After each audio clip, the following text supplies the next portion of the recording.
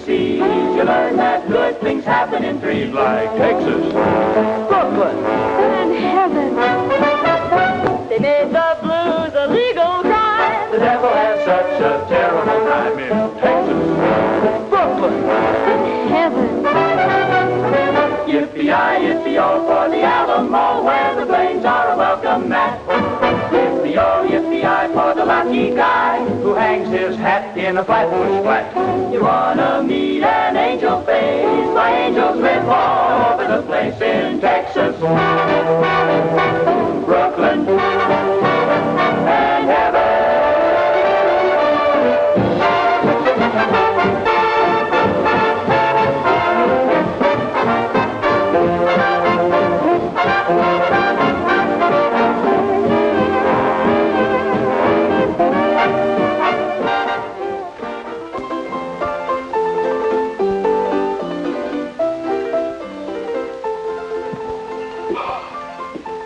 What'll you have? What's with that? What's with what? With that? Oh, house special. You have one? Yeah. I'll have the fourth one. Funny fellow, huh? With or without? With or without what? The story. Is it long? Depends on how many you drink. Okay. Start mixing. I'm gonna work my way up to that free one. Hey, Mike. Why Texas Golden Horse? Why not Brooklyn Golden Horse? 'Cause Eddie Taylor came from Texas. Dallas, Texas. This is Dallas, Texas. Dallas, Dallas, Dallas, Dallas.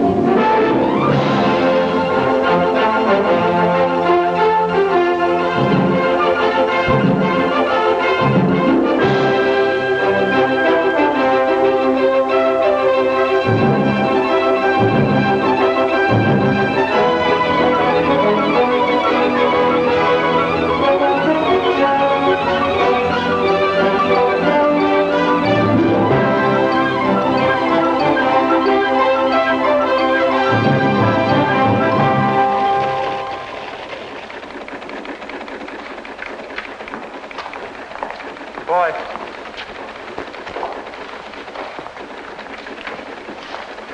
Copy.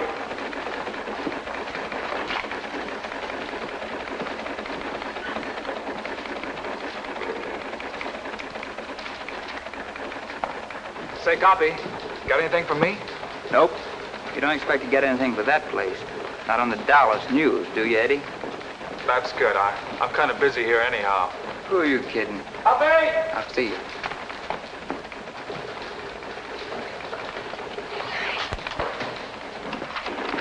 Give this to Taylor. It might interest him. Yes, sir. Copy. Got something for you. Yeah, for me? San Angelo's your hometown, isn't it? Yeah. Got a story here, just came in. About old T.X. Taylor. Any relation of yours? My grandfather. Says here he's dead.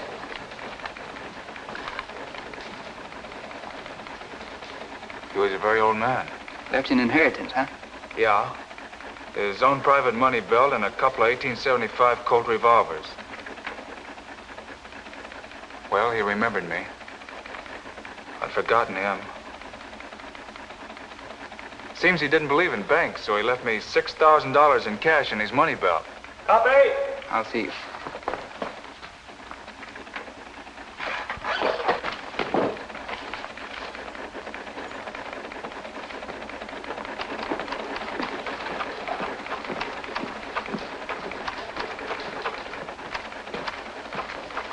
Mr. McGonigal, Yeah? this is my last day here. Quitting? Since the first day I came here 3 years ago, I've been waiting until I had enough money to do what I really want to do. Money? Your grandfather left you $6,000, not 60. That's enough. What are you going to do with this enormous fortune? Buy a ranch half the size of Texas? I'm going to New York to finish my play. Uh-huh.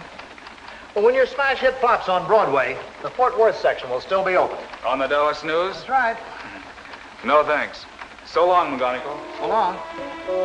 Well, good luck.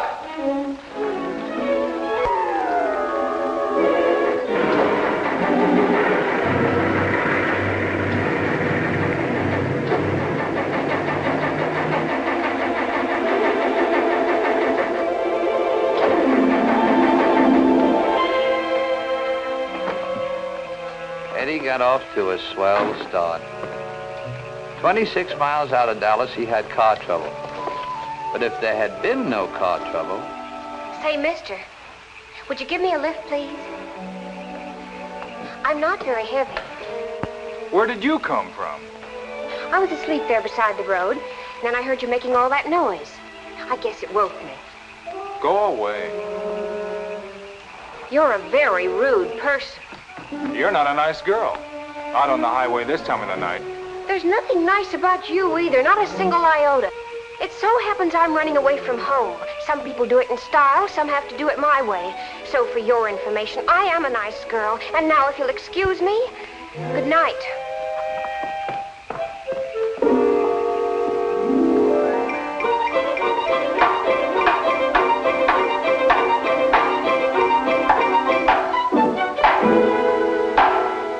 I can't sleep with all that racket you're making. I'm sorry my car broke down in your boudoir. If you had one iota of friendliness, just one iota, I could fix your car for you. That I'd like to see.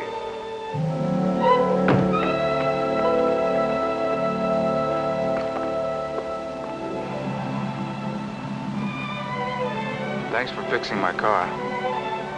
You've already said that 4 times. I'm only trying to make conversation. Please don't exert yourself. I'm sure it must be very exhausting for you to try to be nice. I'm a fellow who's always been alone. Even when I work with others, I'm still alone. I'm not used to helping or being helped.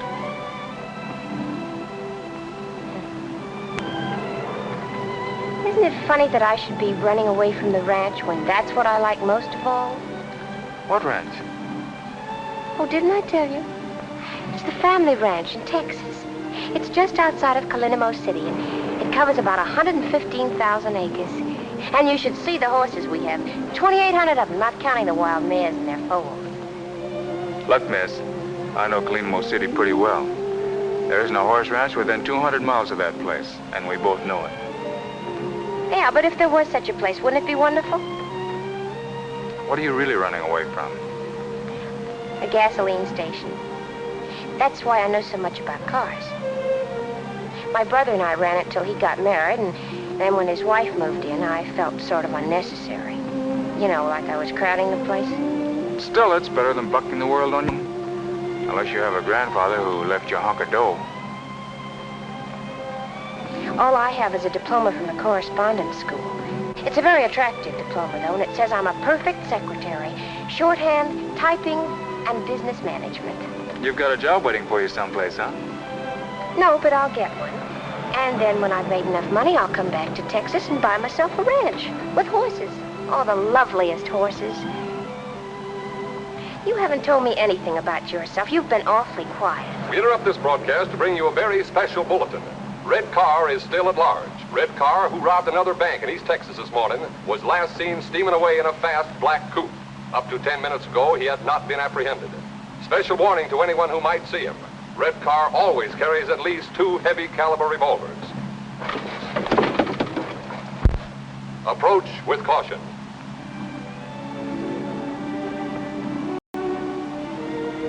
What kind of work do you do? Oh, I'm going to New York to write a play. You still haven't told me your name, or would you rather not? Taylor. Eddie Taylor. How do you spell the Taylor? T-A-Y-L-O-E. My name is Peruna Dunklin. I spell the Dunklin D-U-N-K. Watch out!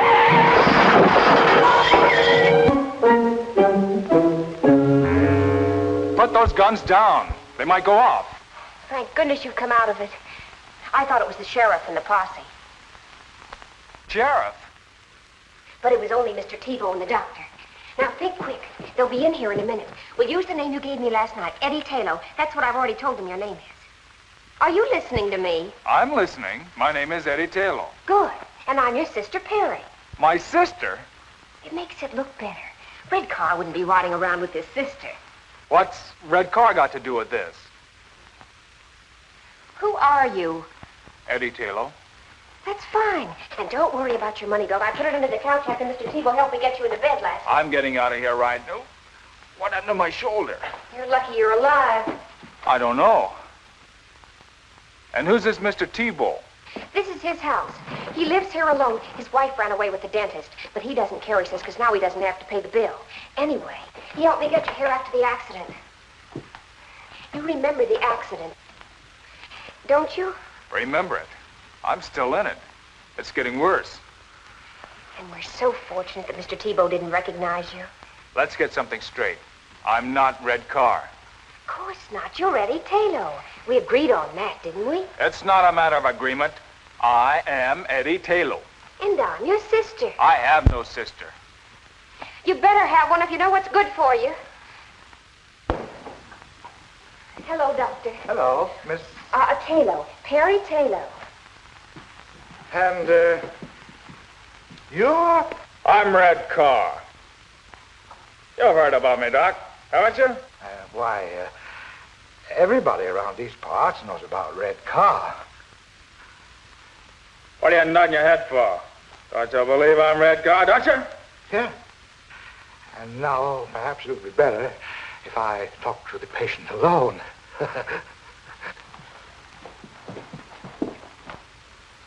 It's his left shoulder, Doctor. We'll know soon enough. I'll call you if I need you. Try to behave. Get in touch with the rest of the mob. Tell them to lay low until the heat's off. Oh! You got a good buy in this car, Ed. You did the buying. 400 miles and the motor sounds like a hummingbird. You still getting off at Birmingham? Sure, if your shoulder's okay. Why don't you stay with me and... Or is that too big for you? I hadn't figured on New York. Why not make it New York? It's about time somebody like you went there and changed the place. Well, I don't know. Perry, Yes? my shoulder doesn't bother me anymore. It hasn't hurt me for the last 2 days. I didn't say anything because, well, what I mean is, you're a good driver. You mustn't fall in love with me.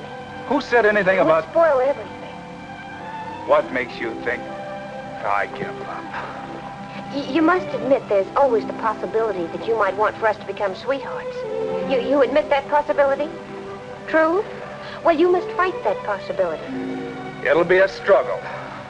A love affair at this time would interfere with my plans. You see, Eddie, I've always lived in a world of, well, call it make-believe. But one thing is a reality. I have a great capacity for love. For people. For all kinds of people. Oh, I could fall in love, but that would be selfish of me. I feel I sort of owe it to those people to kind of ration out my affections. So that's why you must deny yourself the prospect of loving me. When the time comes that I feel I've done all I can do for others, when that time comes, then perhaps we can sit down and talk things over. Goody.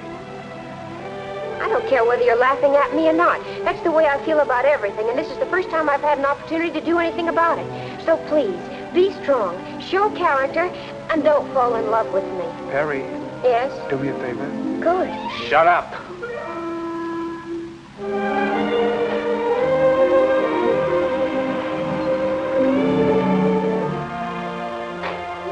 What are you going to do, walk out on me right now? You said your shoulder's okay? Well, I'm a little tired. You drive for a while. After all, it's a long way to New York.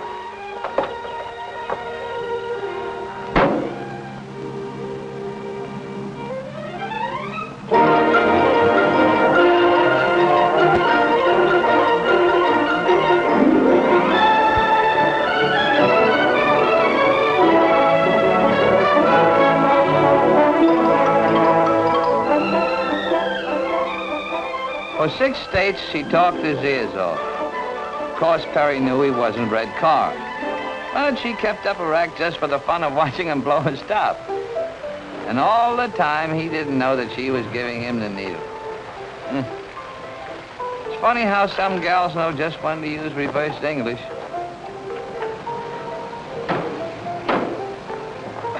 Well, anyway, it's not expensive like the others. It'll make a good hideout. For the last time, I don't need a hideout.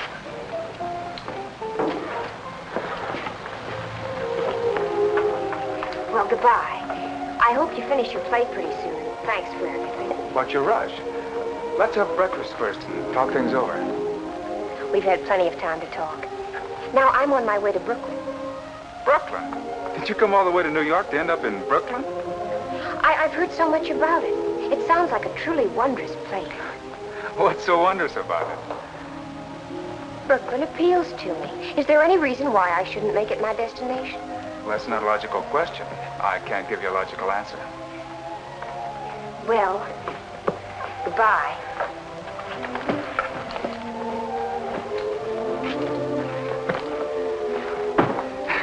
I hate to see you rush off like that. Eddie, you're being romantic. I give up. In plain and simple language, goodbye. Will you get in touch with me when you get settled? All right, Eddie.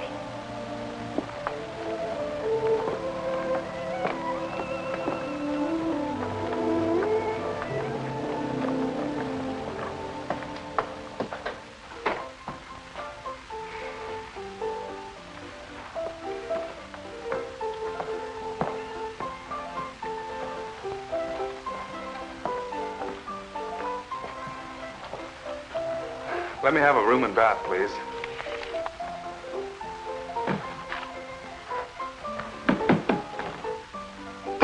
Eight.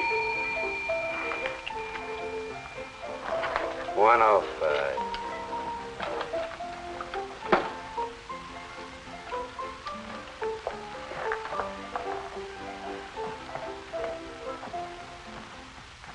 I'm not a bellhop, you understand. I'm a kind of a general all-around everything. A bellhop would starve to death in a flea bag like this. Present company excluded, the customers here are anti-tipping. That's why I gotta be illegal to make a living. Like I take small bets from the horse playing set. I got a regular clientele. You can become a member. Where's the phone? No phone. A hotel without a telephone? Downstairs near the bar, there is a public phone for the accommodation of the guests. That's very accommodating. Frankly, it's a plot against the customers, to make them drink. You see, every time you go down to answer the phone, you buy a drink. Well, what if I don't want to drink? Don't be a character. You get into the habit. That's why Mr. Simpson yanked all the phones out of the rooms. Let them do their phoning in the bar, he said. That'll make them drink. Understand the psychology? Well, I don't want to hurt your feelings, but I don't understand the psychology. Look, I'll explain it to you very simple. Say you're a guy and you answer the phone and it's your girl and she says, Harry, take it like a man. From now on, Joe has took your place in my heart forevermore. What is Harry gonna do? There is a bar, all laid out for him. Congenial company and a bartender will listen to anything. What is Harry gonna do? Right. And it doesn't make any difference whether it's his girlfriend or it's the boss or even if it's the bookie trying to collect a bet. Good news or bad news, he's bound to take a drink. Sometimes to forget, sometimes to remember. And then there's the nervous type. He's got to have a drink before he answers the phone. This type. Maybe you don't have to work, but I do. A writer. Do you mind? A regular character. If anybody calls you... Nobody's going to call me. But if I get a call from Brooklyn, and it's a girl, nobody's going to call me. But if anybody does, I'll come up and get you. You don't have to worry about tipping me. I make my money illegal but legitimate. Only, I got to figure you out first. Yes. Yes. We'll do everything we possibly can. Goodbye. And now, Miss Taylor, what kind of room would you like and what district? You know the YWCA may not be able to find it for you. I'd like to live in the loft of a stable. A stable? Did you say you wanted to live in a stable? Yes, please. If it isn't too much trouble. You're aware that there might be horses in that stable? Oh, yes, of course. I'd favor a stable with horses in it. But if you can't find one with a horse in it, I'd still favor a stable, even if it was empty. Oh, well, now that makes it much simpler. I I hoped that I would be able to find such a place here. After all, this is Brooklyn, so naturally... Oh, yes, naturally. Naturally.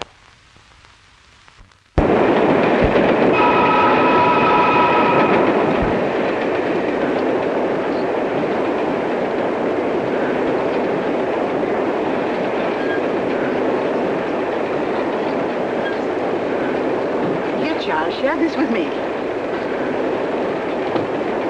Thank you. Delighted, my dear, delighted.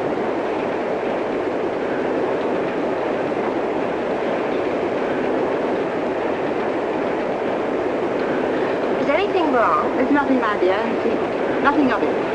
It's an allergy that I've developed ever since coming up north. I don't know what it is, and I've been to dozens and dozens of doctors.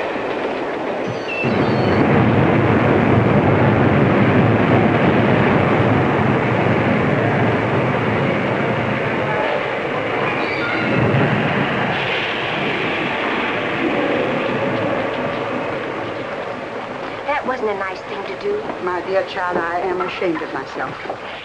You'd never think I used to be able to empty a purse with a hand as light as a goose feather. You could have asked. I asked no one. And anyway, with my police record, I shouldn't even be seen on the streets. By the way, honey, before you call the coppers, would you treat me to a meal, a mere gesture? And I promised not to run away. I couldn't,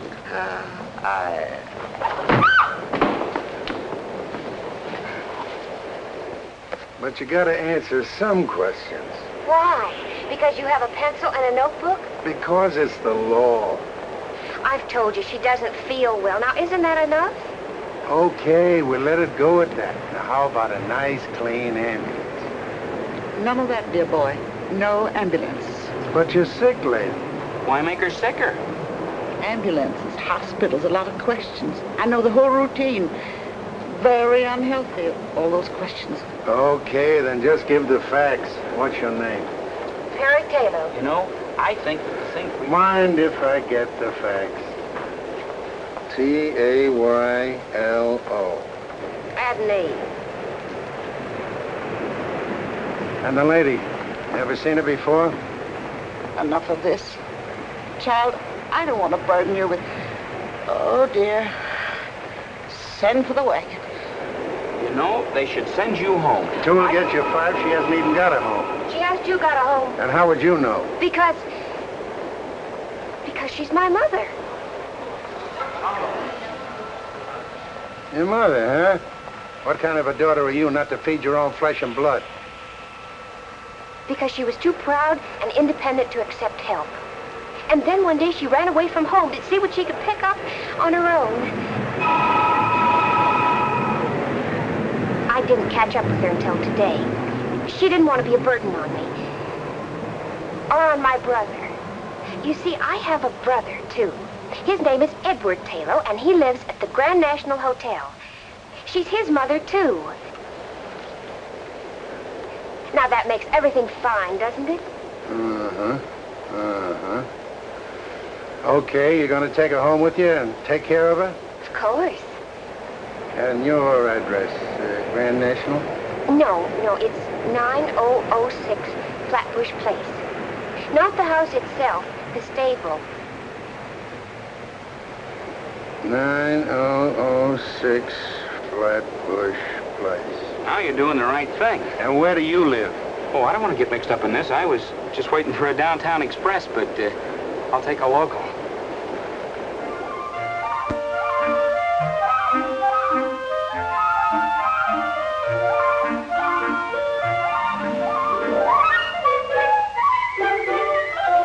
Will one of you sweet girls please say something? My daughter and I have answered all of your questions.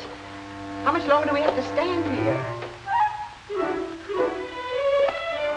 Maybe they don't want us to rent the stable off. We do. You appear to be satisfactory. You don't drink, you don't smoke, and you're not given to entertaining gentlemen callers. Very satisfactory. Then we can have it? Yes. We'll show it to you.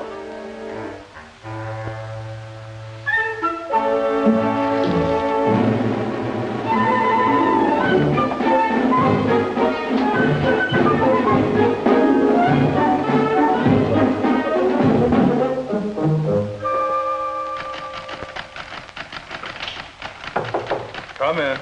Telephone for you. For me? The police department.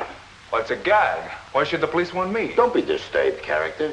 When the police use the telephone, it can't be anything serious. Maybe they just want you to identify a corpse. It's okay, you can go that way. We're informal here.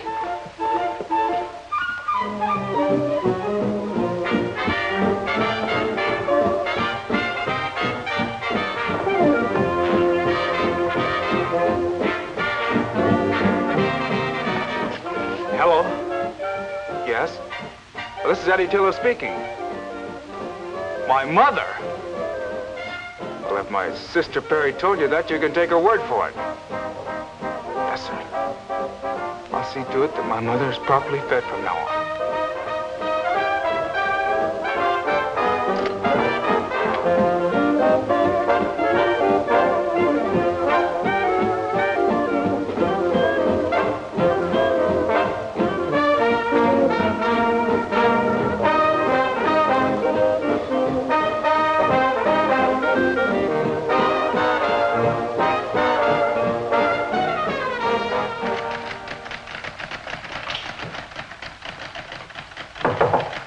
Another telephone call. Your sister.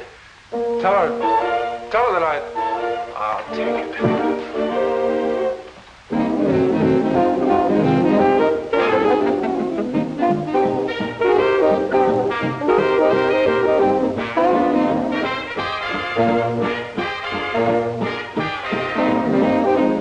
Hello. Now, look, Perry, Yes, the police called me. No, they didn't fingerprint me. Listen, Perry, how can you get yourself into so much trouble in so short a time? There's been no trouble, not one iota. As a matter of fact, I have something good to tell you. I found a wonderful mother for you.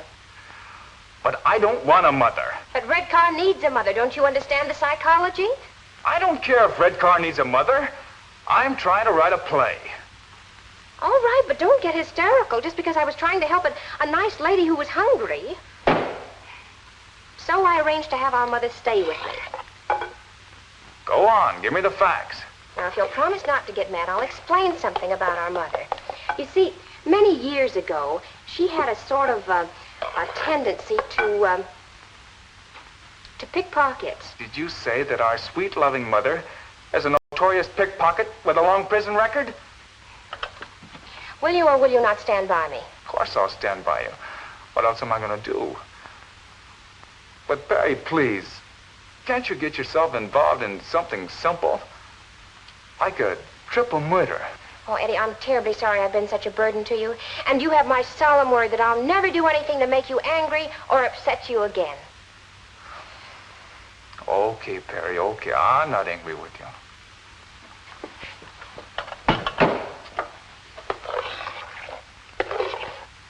Hello? Hello, Perry? Perry? Hello? Hello?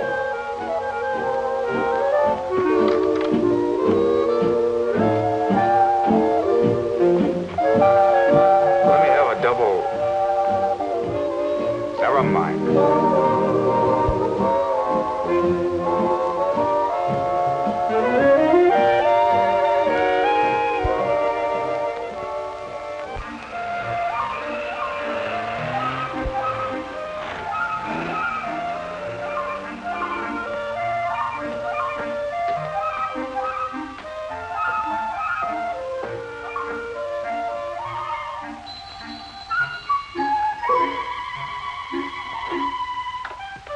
Yes? I'm Eddie Taylor. I'm expected, I believe.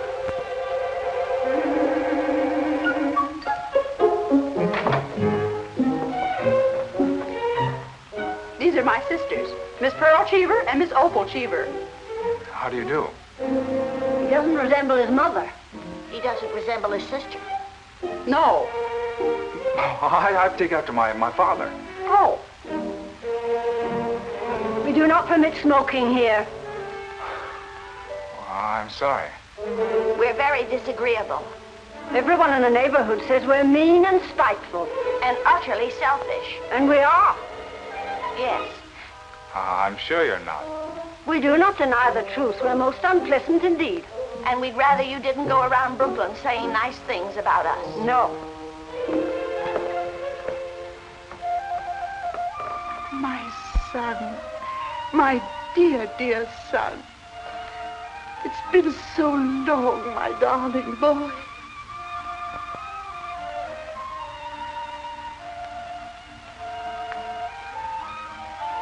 You may use the sitting room. Thank you, dear girls. Come along, my sweet. Remember, no smoking.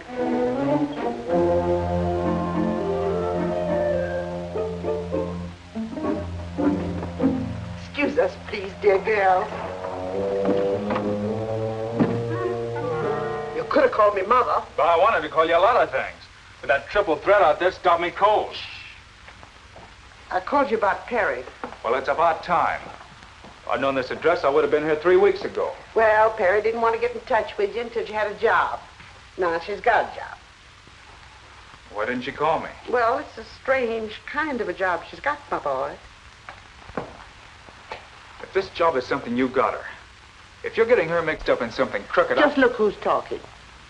I may have lifted a lever now and then, but I never pulled a bank job. But for Perry's sweet sake, your secret shall remain locked deep within my heart. What about Perry's job? What's wrong? That's why I thought we'd drop down and watch her while she's at work. Then you can decide what course of action to take. Oh, can't you tell me about it? Where's she working? Coney Island. And imagine we can get some hot dogs while we're there. Come along, my sweet.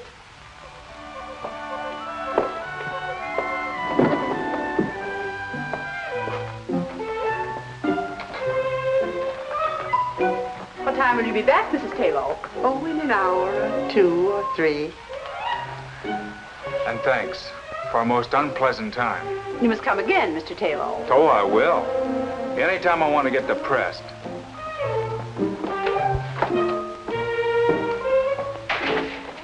We should have listened in on their conversation. We should have. Next time we will.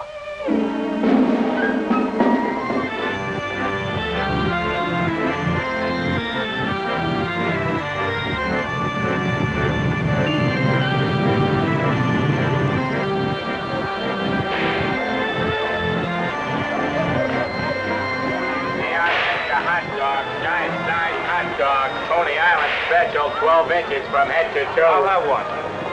You'll have one what? Well, I was under the impression you sold hot dogs here. Well, speak up, buddy. I can't read your mind. Here, get your hot dogs. Everybody likes them. Only 10 to a customer. Mustard? No. Take it or leave it, buddy. In this business, we got a short season.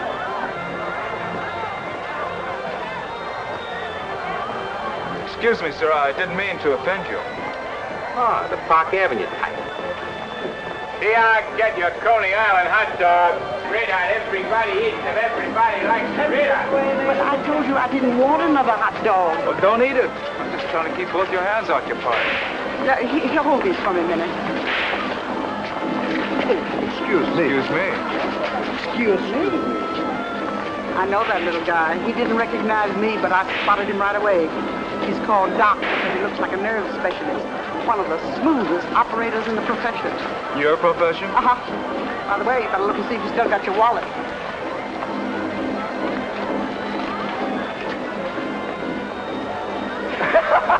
I knew he was lifting levels the minute he bumped into you. And I suppose you lifted it from him to prove to me that you've reformed. No, child. I just want to see if my technique is better than the doc's. Maybe I didn't prepare it. I wish you wouldn't say I'd reform. Makes me feel so old. Now, ladies and gentlemen, for your pleasure, I give you the greatest entertainment value on the Midway. Ziggy's internationally famous water nymph. This is it. What's Perry doing in there? We're down here to find out. And I hope she can swim. Presenting the water nymph.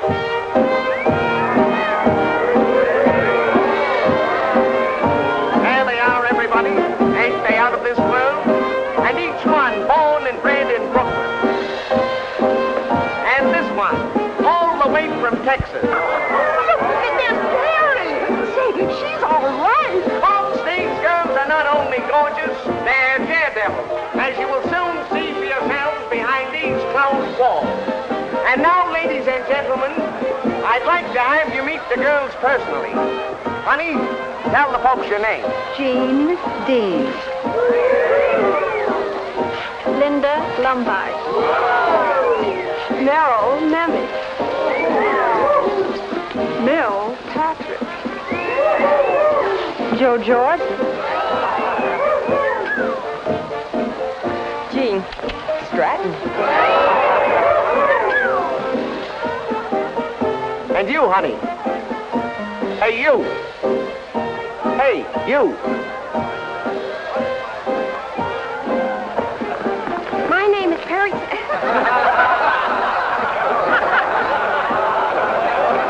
My name is Perry Taylor.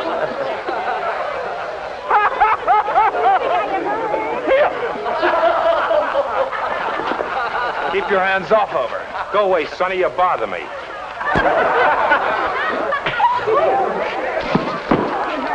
Right down this way, folks. Come on down, right down this way. The biggest show on the Midway.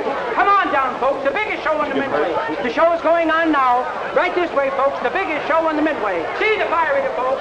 Come on down, right down this way, folks. Come on down this way.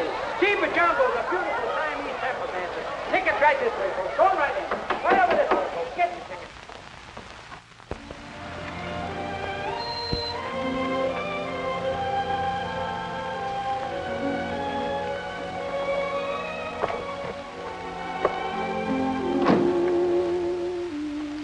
I'm obliged to you, Eddie, even though you made me lose my job. I'm obliged to you because I know you meant well. But in the future, please let me pick my own jobs and you stick to your playwriting. Oh, what's the use? I give up. Here. Call it a loan or whatever you want. You'll need it until you get another job. Well, thank you, but I'm not looking for charity. Good night. Hey, mother of mine. Here, you try to give it to her. Well, she said she didn't want it. I know, but you're slick enough to figure out a way of getting it to her. Or are you going to get a high hat on me, too? Frankly, yes. We, and I speak for my daughter and myself, want no further interference from you.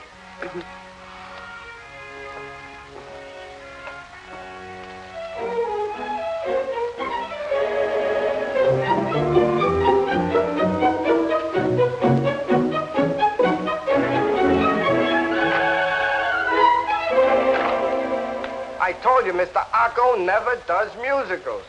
Junior, how many times do I have to tell you to keep that phone off the hook when I'm trying to eat? Eating? Yeah, I was having a little snack in there, but I've got a very sensitive stomach, and I can't eat a thing with the phones So ringing. you mean to tell me that you've been eating all the time I've been waiting? Junior, Yeah? who is this man? He wrote a play. I returned it to him, but he insisted on a personal interview with you. I told him you'd be tied up for at least an hour. And all that time you were only eating? Well, why not? I didn't bother you when you were working on your play, did I? Why do you feel that you should bother me when I'm trying to eat? Oh, stop that. This is no beauty parlor. Now, do you mind if I return to my chicken sandwich on white toast with no dressing? Wait a minute. Before you go, I would like to know something. In fact, I've reached the point where I must know. You see, everybody on Broadway has turned down my play. Now that I've exhausted the field, I've got to know. Should I try to write another play? I never read your play. You know? Well, how could you turn it down? Because Junior didn't like it. Junior didn't like it. How could you let a thing like that pass judgment on my play? Now, wait a minute, son. Take it easy. Junior has an uncanny eye for anything that looks like a potential hit play. Why, he could get 1,000,000 jobs tomorrow any place on Broadway. But he's my son, and I won't let him go. Junior, tell the gentleman if he has any talent. I don't care what he thinks. Well, you asked me a question. Junior will have to answer you. I can't. All right, I'll take his opinion. So Eddie asked Junior. But even Junior didn't like it. Nobody liked it. Eddie was a bust. When I met up with him, Eddie had fire coming out of his eyes and smoke coming out of his ears. Hold it, Mike. You better hitch up that third horse.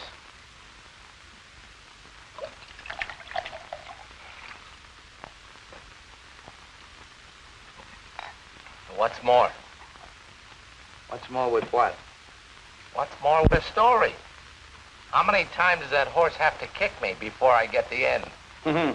So far, pal, you've only been riding the side saddle. Now we really go places, because here's where I met up with Eddie. You remember the bellhop? Well, Eddie tried to pass that bar once too often. It was the night that Joe was sick and had asked me to stand in for him. Bartender. Bart. Good evening. Sorry to keep you waiting. I was just getting ready to close up. Okay, what do you have? Poison. What kind of a chaser? Don't be a comedian. Give me a bourbon and water. Bourbon and water.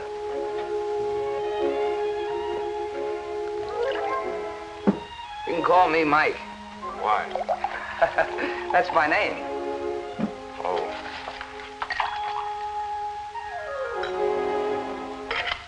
I want a bourbon. Yeah, I know. But I want you to try one of these. It's a little concoction of my own. Look, I ordered a straight bourbon. Yeah, I know. But just try one of these.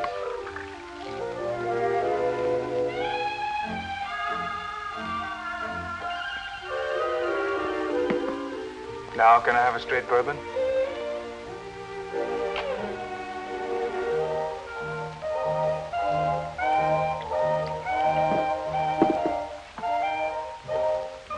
Good, huh?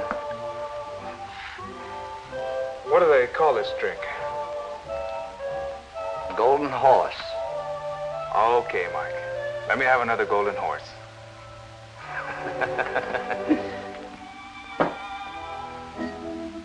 You're new around here, aren't you, Mike? You're new around here. Oh, yeah, I'm only here for the evening. Joe has a cold.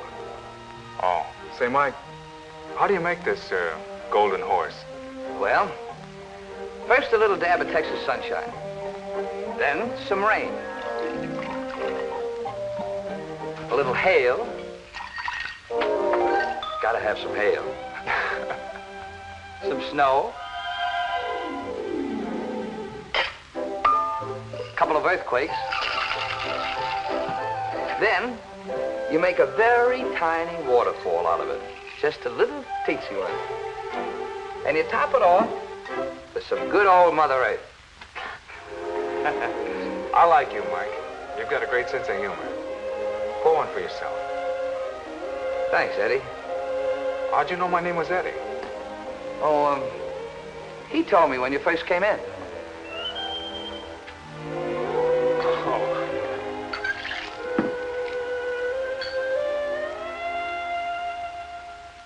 Eddie really tied one on that night. 6 hours and 12 bars later, I got the whole story. How he cost Perry a job and how he was the world's worst playwright. Along with it, I got the idea that there might be something I could do for these kids. The smart thing first. Got Eddie sobered up the easy way. Flat on his back in Prospect Park.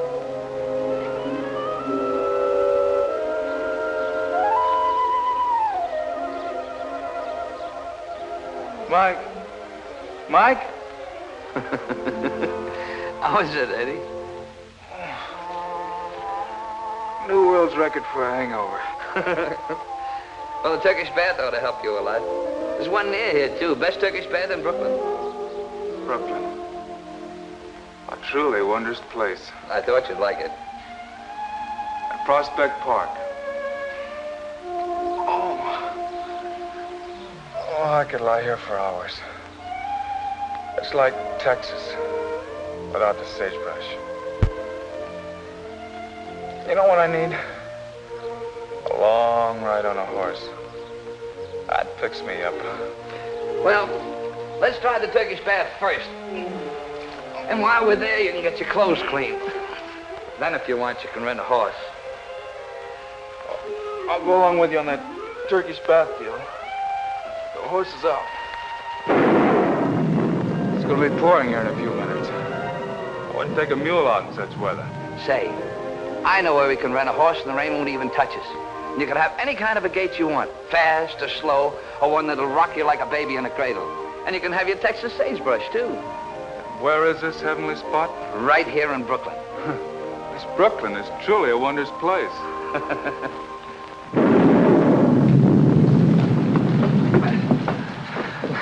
The Turkish bath was one thing, but this I don't believe. Here I get to ride a horse through sagebrush? Come on, Eddie. So I took him to Mr. Gabulian's riding academy. It was strictly out of this world, and that included Mr. Gabulian.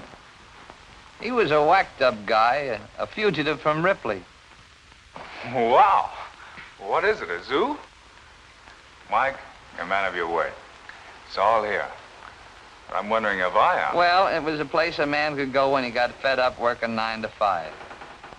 For 2 bits at Mr. Gabulian's, he could live dangerous, sail the 7 seas, and track down wild game. Yeah, the academy was something. And it was just what the doctor ordered for the kid. Soon as Eddie got 1 foot inside the place, I could see his troubles begin to peel off. I give you your choice of any horse in the place. Use that one.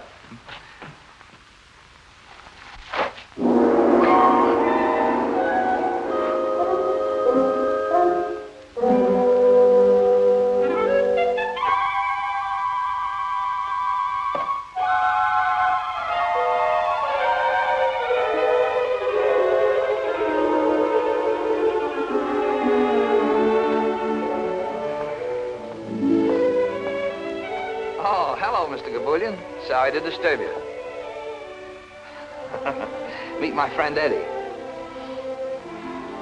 Eddie and I want to ride your horses. Excuse, please, gentlemen. The rain was so heavy, so I think nobody comes. So I have me sleep in the house on the elephant. Excuse, gentlemen, please. Please. What's he doing up there? Huh?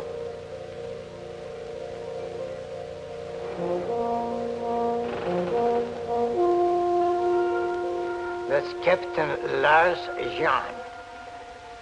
He was a real skipper once.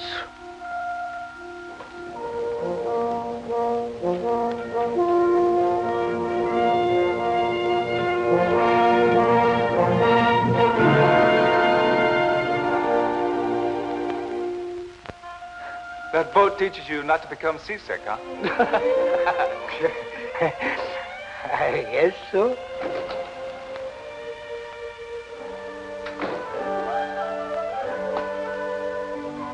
Please, gentlemen.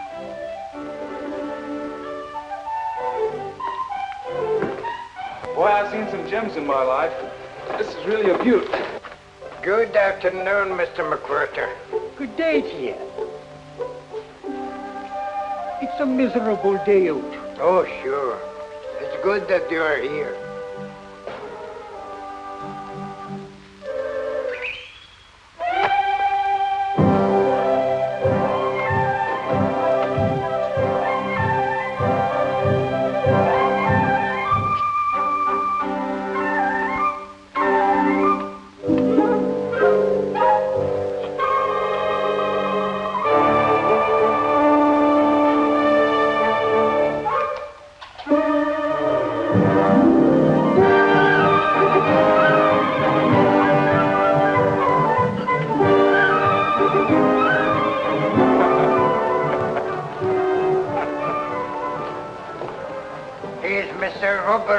McWhirter. He owns a nice beer store on Fulton Street. So every day he rides the camel.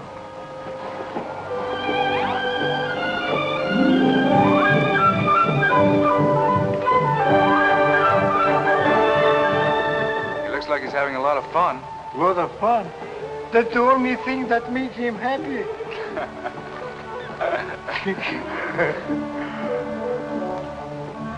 Now, this is to start. When you like it fast, move forward. Boy, Perry would really love this. She'd go crazy for this machinery. Hey, Mike, look at me. I'm right across West Texas. Come on. Oh, go ahead. Oh, you're good.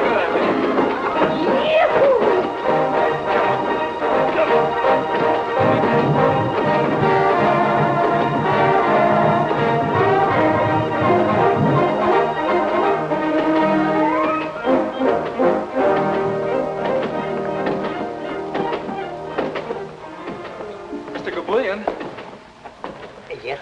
I want to make you a business proposition. You see? I want you to hire a young girl to help you run this place. Maybe I better wash my face. My eyes, maybe they are open, but my mind is still asleep. Excuse me, please. Mr. Gabulian. Yes? She'd be wonderful for you. She loves horses, and she could fix any mechanical gadget in case something should go wrong. You make a joke. Excuse me, please.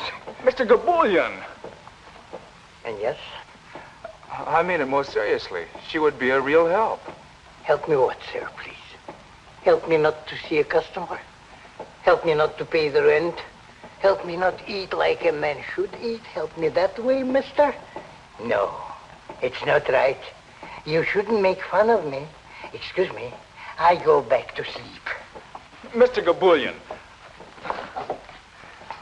Yes. I know you can't afford it. So I'll give you her salary every week, and then you can pay her. Or in other words, she'll be getting the job on her own. Understand? Why should I go back to sleep? I stand here and I sleep already. Don't you see? This girl needs a job. And I want her to have this one, here. Or you'll have someone to help you. And it'll cost you nothing. It will cost me nothing?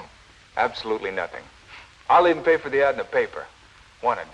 Young girl from Texas. Must know and love all kinds of horses. Must be honor graduate of correspondence course. Now remember, the only one you hire is Perry Taylor. Perry Taylor? I'll write it all out for you later. What have you got to lose? Just think, Mr. Gabulian, you can sleep as much as you want. I think it over. What is there to think about? Nothing. Only it makes it sound like better business. So I think it over for a minute, please. Then I give you my answer, which will be yes. Swell. Now, we each put in a nickel to begin with.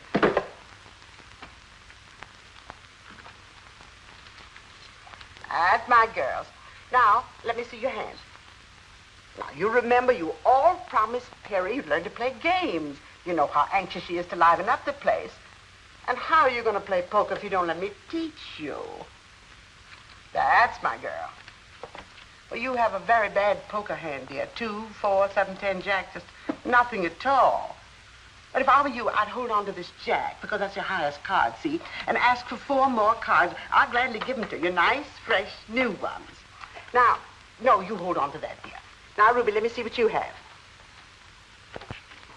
Why, that's wonderful. You've got a pair of 4s. Now, if I get a pair of 2s or 3s, you'll beat me, you see. You see how simple it is to play poker? Now, dear, let's see what you have.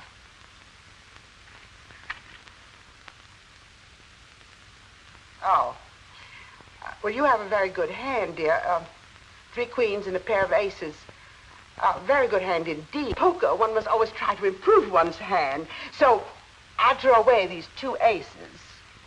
And try to buy another queen, because 4 queens, you see, would give you a perfectly lovely hand. Now, we'll each put in another nickel in order to buy fresh cards. Come along. Oh, how I wish Perry were here to see you at play. Now, 3 for you. 1, 2, 3. And 2 for you. 1, 2. And 4 for you. 1, 2, 3, 4. Now, I'm not taking anything. That's what's called standing pat. Now, we'll all show our hands in order to see who's won. Well, now, come, girls. If we don't show our hands, how are we going to know who's the lucky girl? And the lucky one wins all the money in the center of the table. Now, I have a straight. 5, 6, 7, 8, 9. Now, you remember what I told you about a straight? I'm going to be awfully hard to beat. Awfully hard. But that's the game of poker for you. That's what makes it so terribly exciting. Now, let's see, dearest, what you have. Come along. Oh, you poor, unlucky thing. I haven't got anything. Not even a pair. Now, let's see what you have, dear. Well, you still have only a pair of 4s. That doesn't beat a straight. Now, dearest, let's see what you have.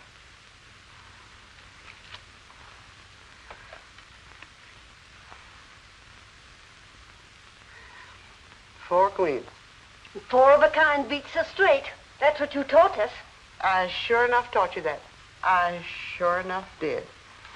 Well, we'll have to try another time. I've got a job, a new job, a wonderful job, a most heavenly job. Oh, good news is always good news. I'm so happy for you, darling. It's just what I've always wanted. Horses and a camel and an elephant and a lot of other things. I didn't know the circus was in town. It isn't. We always know when it comes. We always get free passes from our grocer, Mr. Prickle. No. It's a riding academy.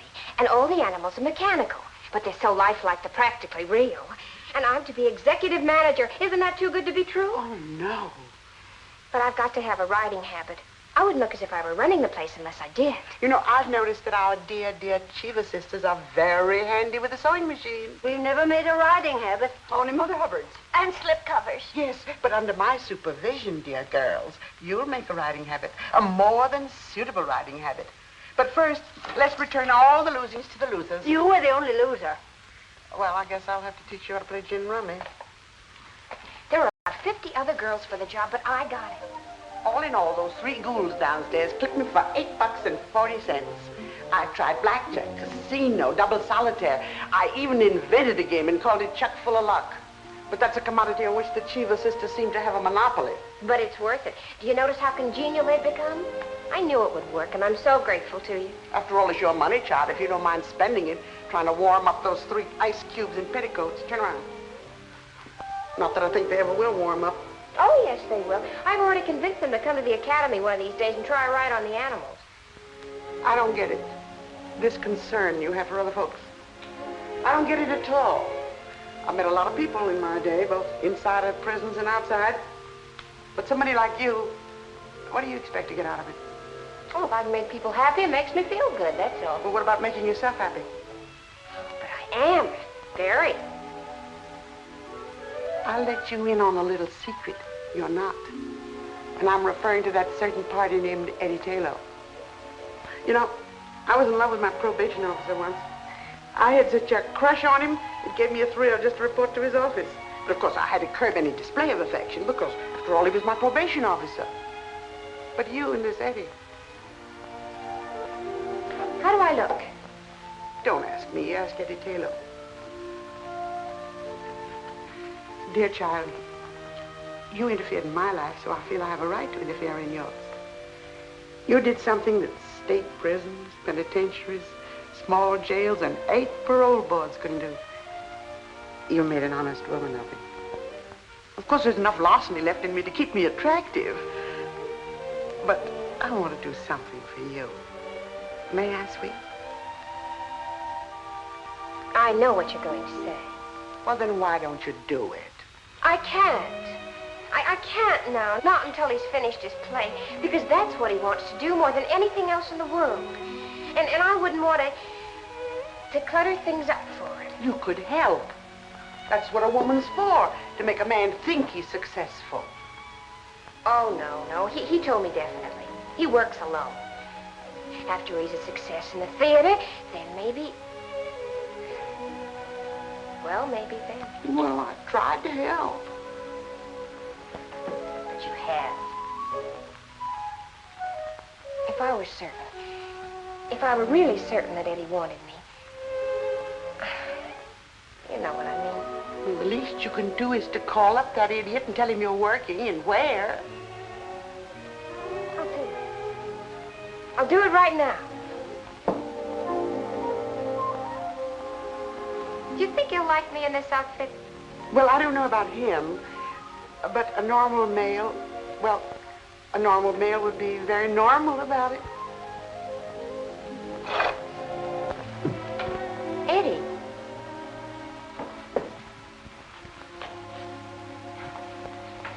I took the liberty of coming here. You don't have to apologize for visiting me. I'm not apologizing. I came to say goodbye. Goodbye? You mean like farewell? I've been wanting to say farewell to everyone. To you, to Mike, except Mike isn't around. So, farewell, Perry. Farewell, Eddie. And Goodbye. They turned down your play. And you're giving up? That's not right. You've got to have faith, particularly in yourself. Faith? Yes, faith. And don't make it sound like some cheap commodity flooding the market. I didn't come here to argue, Perry. Let's part as friends. Now we're parting? After I say goodbye, I guess the next step is for us to part. How do you go about it? Well, I wasn't planning on shaking your hand, if that's what you mean. Of course not. Or waving so long or slapping you on the back. No, that would be in bad taste.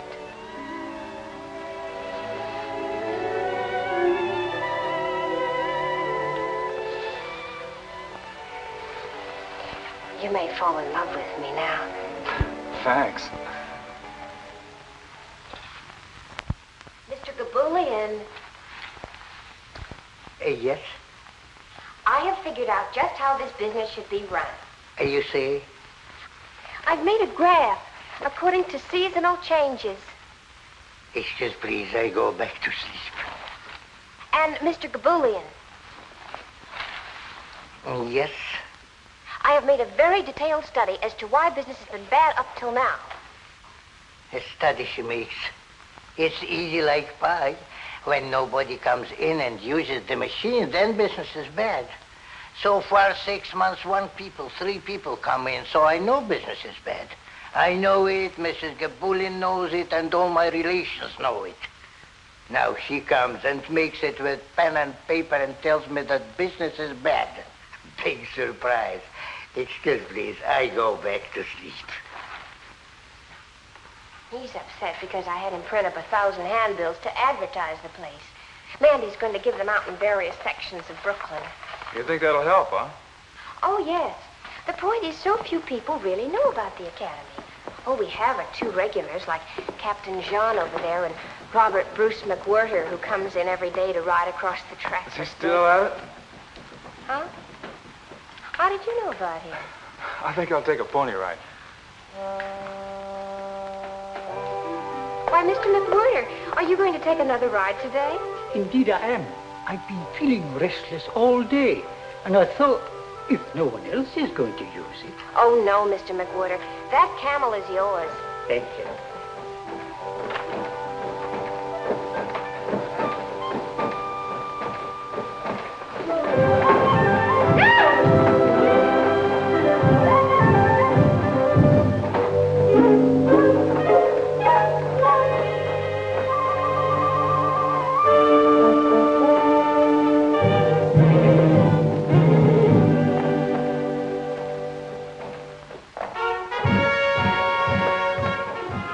Brought you 3 more customers. All right, girls, come in. They were a little unwilling at first, but here they are. I'm sure you'll all have a perfectly wonderful time. Why shouldn't they have? I just taught them how to shoot craps. They won close to $6 from me, and the dice were loaded.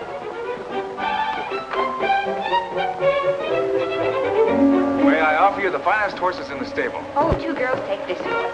Happy, Mandy? Thank you. I don't need any help. It's cheaper. Come on over. Stir up. Up you go. There we are. Fun. How did I get Mia? Let's go.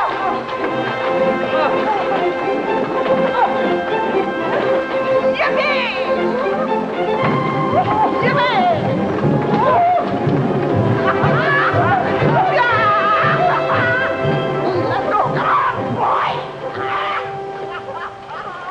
Wouldn't it be wonderful if we could have business like this every day, all day long?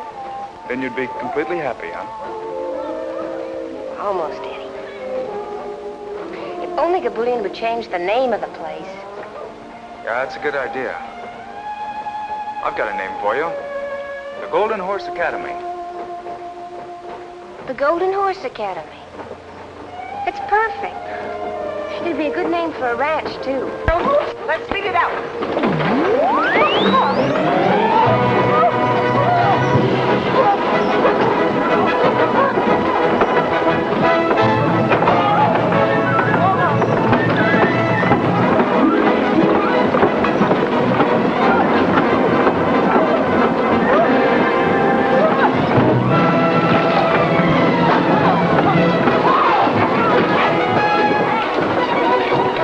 What can that be? Maybe they're using too much juice. It could be an overload. You do something. You hear me, Mr. Napoleon? You do something right now.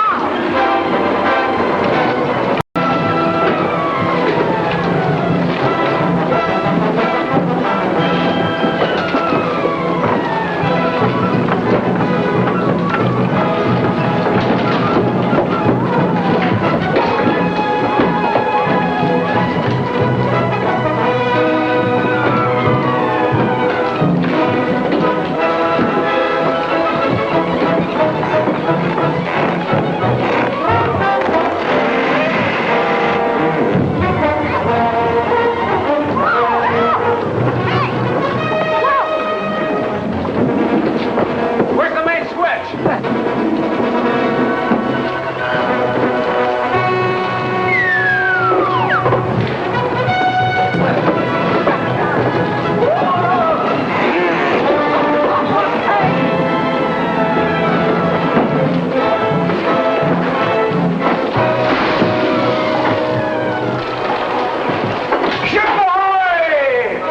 The main switch. Tell me where it is. The switch. The master! Hey! Man the lifeboats! You landlubber scum of the war beans! Heading for Davy Jones' locker!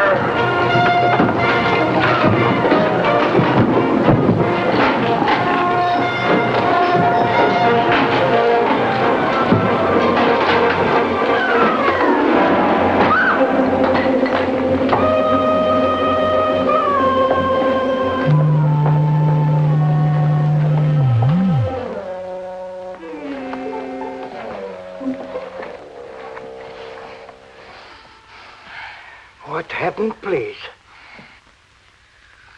What a ride. Too much business. Just too much business. Yes.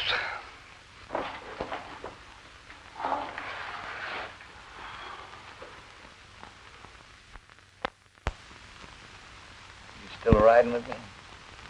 Leave us have no small talk, pal. You better get that horse going again. Mm-hmm. This one you get for free. That's the one I've been waiting for. Well, by this time, Gabulian had enough and decided to sell the joint. And who do you think bought it? Eddie. And you know why? Just to keep Perry working, just to give her a job. Of course, Perry didn't know that Eddie sunk his last $800 in it. Eddie and I figured that this academy deal would clear up everything. But the place just didn't seem to catch on. Even with Perry running it and with all the faith she had in it. Christmas Eve came along, and Eddie and Perry were only 2 jumps ahead of the sheriff. Say, what do you think could be happening up there at 11 p.m.? That's Gabulian's place, isn't it? Used to be. It's been called the Golden Horse Academy the past couple of weeks. Think maybe they're having a Christmas party up there?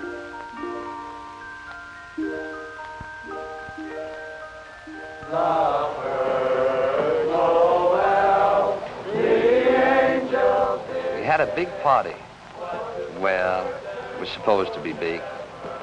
But we wound up just trying to be gay. Robert Bruce McWhirter showed up, along with a whole gang of Santa Clauses, all members of the Big Brothers of St. Nicholas, South Brooklyn branch. The old boys rode the stuffing out of the menagerie, but the cash register never rang once.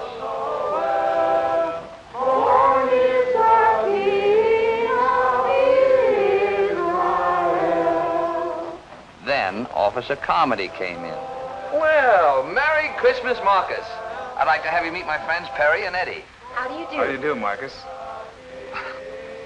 I said I'd like to have you meet my friends, Perry and Eddie. Oh, how do you do, and a very merry Christmas to you. I've noticed the lights up here ever since I've been on duty, but I did nothing about it. That's right. Tonight's the night for leaving people alone. Yeah. Then I see what looks to me like a crowd of Santa Clauses come into this building. I follow him in. Get the point? Oh, great work. When I saw his eyes pop at the place jumping with Santa Clauses, something snapped in my noggin. Strange, yes. But nothing that would make me report this incident to headquarters. You see, Christmas Eve is a night for leaving people alone. What do you mean there's nothing wrong? How would it look if a passerby saw them come in and reported it to your superior officer? How would you look if you said you didn't think it was important enough to call the station when you saw a horde of Santa Clauses come in here and take over the riding academy at this time of night? You think I ought to check with the sergeant? Is that the sort of thing that happens to you every night? But this is Christmas Eve. Well, does that explain the situation as far as an officer of the law is concerned? Don't let anyone leave. I'm going to call the station.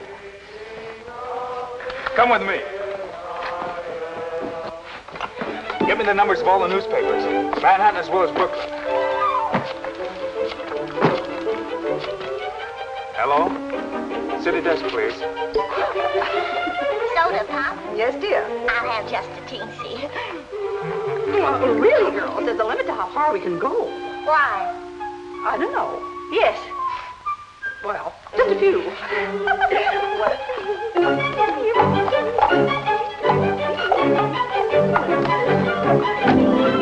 Sure you're not drunk, Comedy? All right, I'll check on it.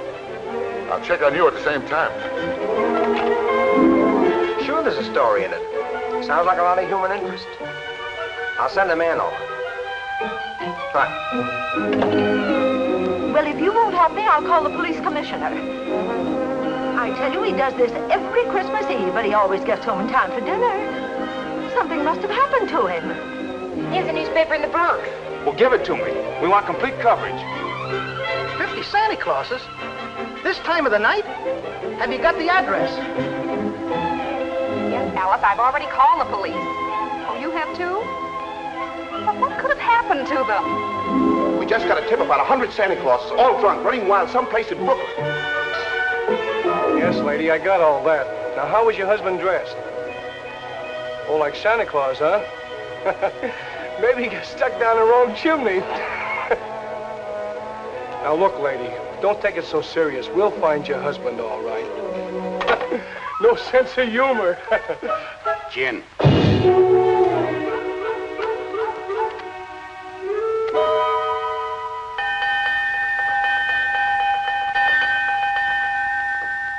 Now, listen to me. Listen to me, all of you. Your wives and your children, your friends and your neighbors, burning up the telephone wires, asking if any of you is behind bars at the police station, or lying all torn to pieces on a hospital bed, or stretched stone dead on a cold slab in the morgue. Well, are you? No, I got a list of names to check on. You lads are going home right away. Big smile now. Oh, come on, bigger than that. Smile. There we are. Easy. You know, with this publicity and everything, you have here a pretty valuable piece of property. But Cheever sisters want to buy it. What do you think, Perry? We could always use the money to buy a ranch. In Texas, perhaps. I merely offer it as a suggestion.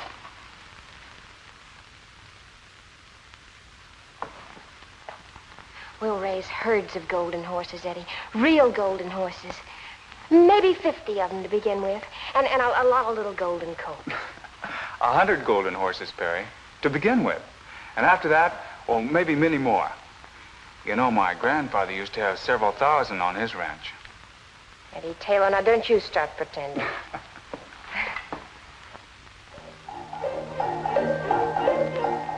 And so Eddie and Perry got their ranch, which is what they both wanted all the time.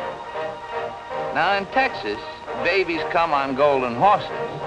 None of that stalk business in Texas, no sir. And that whole ranch was loaded with golden horses. You expect me to believe all that? How'd you like the drink? Fine. Didn't even feel him. So long, Mike. So long.